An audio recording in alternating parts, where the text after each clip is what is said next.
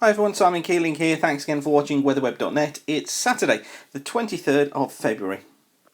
And quite a wintry start to some parts of the country. Got snow affecting many northern and eastern parts this morning, but this is the scene out in West Wales. You can see the sun is shining. We've got bits of cloud around, mainly a little bit of stratoQ. We've got some alto stratus in there as well, and a little bit of cirrus on top. But the sun is shining, although I know it's not shining for everyone. It's a very cold start to the day. Just a quick one for you, looking ahead for how things develop on the charts over the coming 10 days. This is the total rainfall taking us up to the 3rd of March, so up till midnight next Sunday. You see that we've still got very low totals showing on here, sort of 1 to 5 millimetres. And most of this actually brought about by today's snow flurries across the northeast and also down through parts of East Anglia and across southeast England. So still going for a relatively dry week for most places, and no rainfall essentially to talk of across much of Scotland and Ireland. In terms of snowfall for today, this is what we're expecting up till midnight tonight, or rather what the GFS is expecting. You can see it's got most of it here focused just across the northern parts of the Pennines. We've got some coming down here as well into northern parts of Wales and across northeast England. Bits and pieces down here across East Anglia too. But really it's high ground that's going to see most of any accumulated snow. But that doesn't rule out some at low levels too. But the focus of this video is what's coming up over the next few days, and you'll know if you've been watching over the videos during the last week or so, we've been talking about a cold snap coming through during the early part of March. This is a very familiar profile from the ECMWF. It's a London temperature chart for about 5,000 feet, but it gives us a good indication as to how things go in the coming week. And look at this temperature just plunging out again here at the 3rd of March down at -10 at 8:50, but it does pick up quite quickly, so it is quite a short-lived snap of cold weather that the model sees. Now, high pressure is dominating, but the big talking point at the moment is what happens in the very early part of March, because there are hints of a cold snap coming through. Well, this is the chart for the 1st of February. You see high pressure dominating across the UK.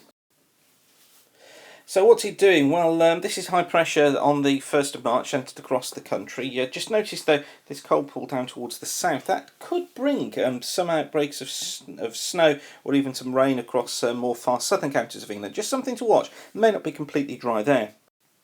By the 2nd of March there you can see that the high has drifted off towards the west. Here's the northerly plunge starting to come in, and it's that the ECMWF sees as bringing us to cold weather.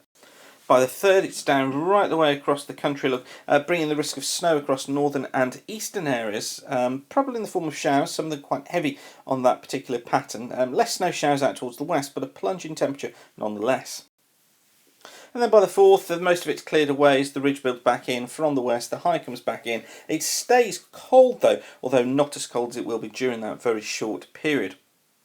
So how does it compare with other models? Well, this is the ensemble forecast for London. Here's the 3rd of March, the crucial date that we're looking at, and you can see that the model tries to pick up temperatures leading up to the 3rd, but then there is this dip that takes place here, look, and then they rise once again. So the same charts then, this is the 1st of March, high pressure is dominating. By the 2nd, the high gets squeezed away a little bit, and the ensemble does see a northerly flow just coming into Scotland too. By the 3rd, it's bringing that northerly flow down across much of the country, but it's just not getting everywhere. It's mainly across Scotland, it's mainly across northern England as well.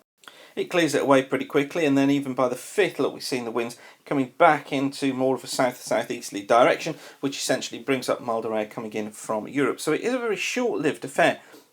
However, I think the main thing to note from this is that there is that hint of a cold snap, of quite a nasty little cold snap coming in perhaps for 48 hours during the early part of March. I think we've got to look any time from the 2nd to the 4th just at the moment, and it brings the risk of some snow towards the north and the east. Generally though, it looks as if conditions are going to be dry for many of us until then, although just need to watch for a little bit of rain coming onto the southern coast early in the early part of March. Of course, we'll keep you updated as to what goes on. If you want the forecast for the rest of March, you'll find that in yesterday's video. But for now, thanks for watching. Remember, the site's kept free of charge by the adverts you see around the screen. It's by you coming back, using the adverts and using the site that keeps us free of charge. So thank you for doing that, and keep the sun shining. Bye for now.